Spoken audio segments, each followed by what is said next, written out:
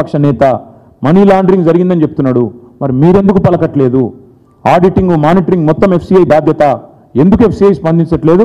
వెంటనే ఈ ఏజెన్సీల మీద వాళ్ళు చేసిన లావాదేవీల మీద ఎఫ్సిఐ అవసరమైతే నేరుగా ఈడీకి ఎఫ్సిఐ ఫిర్యాదు చేయాలి.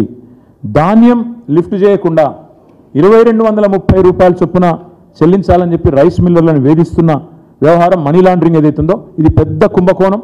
ఈ విషయంలో ఎఫ్సిఐ, నేను చెప్పేది మేము మీరు కాదు, FCI should reach out to ED. FCI should complain to CBI because all of them are Government of India agencies. They should complain, they should request Enforcement Directorate to look into money laundering here. తప్పకుండా కేంద్ర ప్రభుత్వ ఆధీనంలోని FCI స్పందించాలి, లేకపోతే BJP మీద కూడా మాకు అనుమానం ఉందని చెప్పి కూడా నేను విజ్ఞప్తి చేస్తా ఉన్నా. ఈరోజు ప్రతి దానికి ముఖ్యమంత్రి గారు గతంలో గొంతు చించుకుంటుండే అన్నాడు PCC ప్రెసిడెంట్గా. ఈ కుంభకోణం ఆ కుంభకోణం, సెక్రటేరియట్ కింద 10,000 కోట్లు, అక్కడ ఓ 10,000 కోట్లు, ఇక్కడో 10,000 కోట్లు, నోరు ఎక్కడ ఎంతుంటే అంత. ఔటర్ రింగ్ రోడ్లో 10,000 కోట్లు, కోకాపేట భూముల్లో 10,000 కోట్లు, సెక్రటేరియట్లో 10,000 కోట్లు, కోవిడ్లో 10,000 కోట్లు అంటూ నోటికి వచ్చినట్టు నోరు బారేసుకుంటుండే PCC ప్రెసిడెంట్. మరి వాళ్ళు నేను రేవంత్ రెడ్డిని అడుగుతా ఉన్నా, నీకు చిత్తశుద్ధి ఉంటే ఈ విషయం మీద సిట్టింగ్ జడ్జితో ఎంక్వైరీ అయ్యి, మీ మంత్రి అంతా కడిగిన ముత్యమైతే, స్వాతి ముత్యమైతే వెంటనే సిట్టింగ్ జడ్జితోని ఈ మొత్తం పౌర సరఫరాల శాఖ చేసిన 2 టెండర్లు, సన్న బియ్యంది ప్యాడీది, రెండింటి మీద కూడా వెంటనే సిట్టింగ్ జడ్జితో ఎంక్వైరీ అయ్యి, కాళేశ్వరం మీద వేసినావు, తర్వాత భద్రాద్రి విద్యుత్ కొనుగోళ్ల మీద వేసినావు, దీని మీద కూడా ప్రజలకు తెలుస్తుంది. ప్రజాపాలన కదా, ప్రజలకు తెలియాలి కదా. తప్పకుండా సిట్టింగ్ జడ్జితో మీ సంగతి, మీ ఉత్తమ్ కుమార్ రెడ్డి సంగతి మొత్తం తెలిసిపోతుంది. ఇంకొక మాట చివరగా, ఒకవేళ ఇటు FCI స్పందించకపోయినా, రాష్ట్ర ప్రభుత్వం స్పందించకపోయినా మేము మాత్రం వదిలిపెట్టాం. పక్కాగా మేము కూడా ఆధారాలతో సహా ఇప్పుడు నేను చెప్పిన అన్నిటినీ కూడా క్రోడీకరించి న్యాయస్థానాలను ఆశ్రయిస్తాం, న్యాయ పోరాటము చేస్తాము, ఏజెన్సీల దగ్గరికి మేము కూడా పోతాం. తప్పకుండా మా ప్రభుత్వం ఉన్నప్పుడు ఎంత పారదర్శకంగా వ్యవహారం నడిపినామో అది కూడా ప్రజల ముందు పెడుతున్నాం. అదే మాదిరిగా ఈ ప్రభుత్వం వచ్చినాక, కాంగ్రెస్ ప్రభుత్వం వచ్చినాక చేస్తున్న కుంభకోణాన్ని కూడా వివరంగా ఆధారాలతో సహా ప్రజల ముందు పెడతాము, ఏజెన్సీల ముందు పెడతాము, న్యాయస్థానాలకి పోతాము. తప్పకుండా ప్రజాక్షేత్రంలో వీళ్ళని వదిలిపెట్టాం.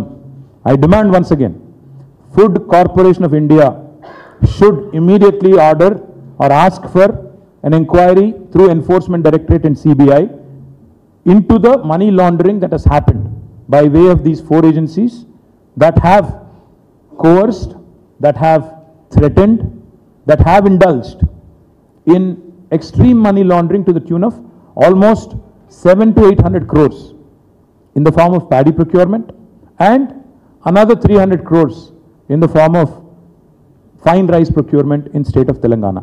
రెండింటి విషయంలో, ఎందుకంటే ultimate agency is FCI, they should come in, they should step in, seek an inquiry. If they don't do it, we will certainly challenge the entire process in a court of law. We will go and knock on the doors of agencies ourselves, and we also demand state government. నేను కడిగిన ముత్యం, స్వాతి ముత్యం అని చెప్పుకునే Revanth Reddy order చేయాలి వెంటనే sitting జడ్జితో ఈ పౌర సరఫరాల శాఖ మీద వెంటనే ఎంక్వైరీ ఆదేశించాలని చెప్పి కూడా మా పార్టీ తరఫున డిమాండ్ చేస్తాం. Thank you.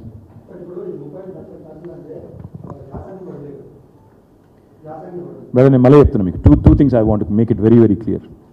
Every year procurement happens in 2 cycles. మా ప్రభుత్వం దిగిపోయిన నాడు మేము December 3 నాడు వి రిలింక్విష్డ్ ఆఫీస్, రైట్? సో అప్పుడు దాకా 35 లక్షల టన్నుల ధాన్యం ఏదైతే మేము సేకరించామో దట్ ఈస్ ఫ్రమ్ యాసంగి ఓన్లీ, ఉన్నది అక్కడే ఉంది. దాన్ని ఈ ప్రభుత్వం వచ్చినాక వాళ్ళు ఈ ప్రాసెస్లో నిజానికైతే ఏంటి FCIకి సప్లై, FCI ఎందుకు డబ్బులు తీసుకొని మళ్ళీ రైతులకి పేమెంట్ చేసి civil supplies corporation should do all the monitoring.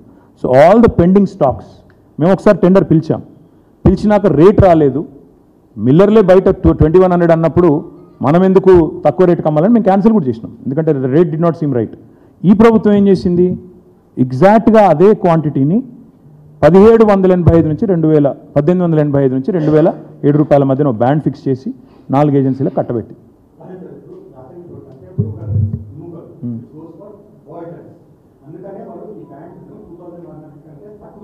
Yes, ఎవరు చెప్పారు మీకు అది? ఎవరు? Let them, no, listen. Rahul, listen. The premise is wrong. So you are basing a question on a premise which is wrong.